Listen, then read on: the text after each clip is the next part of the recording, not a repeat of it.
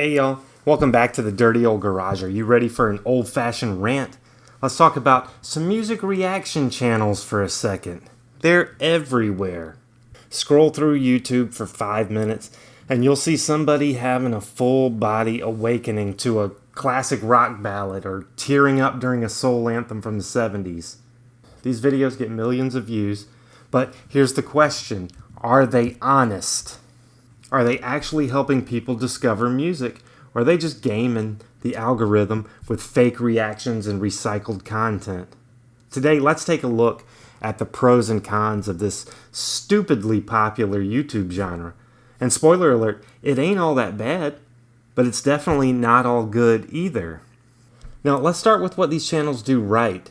At their best, music reaction videos serve as a cultural purpose. They bridge generations. You've got younger audiences discovering artists from the 60s, 70s, 80s, maybe early 2000s, for the first time.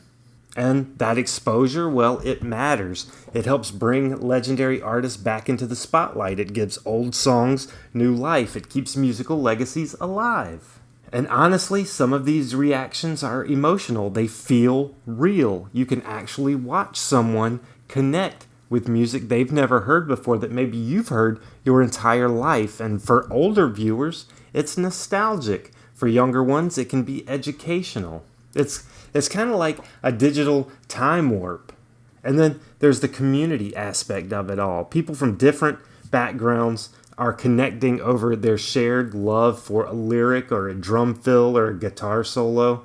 That's the magic of music. And reaction channels can absolutely tap into that. But here's where things get a little questionable. A lot of these videos are labeled first time hearing whatever. But are they really?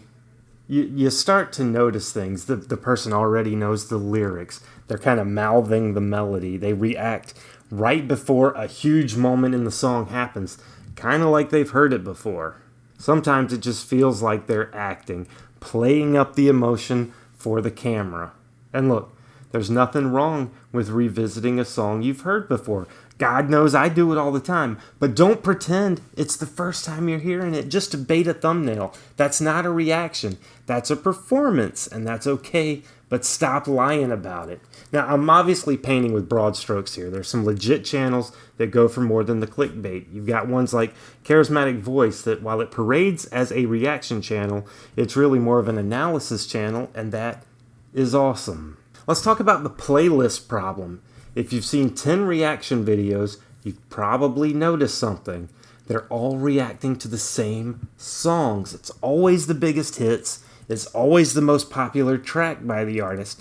Never the deep cuts. Never the underrated gems. It's like every channel is pulling from the same safe list of algorithm-approved songs. And sure, these songs are popular for a reason. But when everybody's reacting to the same 5 songs, it stops feeling like music discovery and starts feeling like click farming.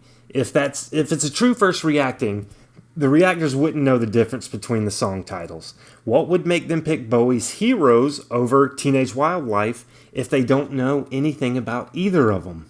The real shame here is the missed opportunity for real conversation. Most reaction videos are all surface level commentary.